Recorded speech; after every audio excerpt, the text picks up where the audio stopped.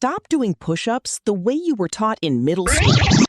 Most people are performing this basic exercise in a broken way that's costing them actual results.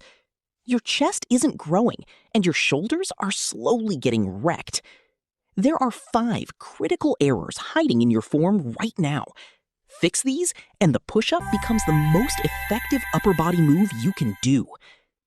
Error number 1, the flared elbow T-shape. Keeping your arms straight out to the sides is shredding your rotator cuff. Instead, tuck your elbows to 45 degrees to make an arrow shape from above. Error number 2, frozen shoulder blades during the movement. If your blades don't move, your chest never fully contracts. At the top of every rep, push the floor away and spread those blades apart. Error number 3, the sagging, soft midsection. A loose core creates an energy leak that steals power from your chest. Squeeze your glutes and brace your stomach like you're about to get punched. Error number 4, chasing high numbers with fast, bouncy reps.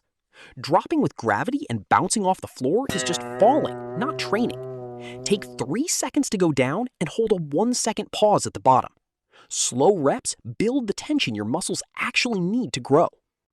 Error number 5, letting your shoulders collapse forward at the bottom.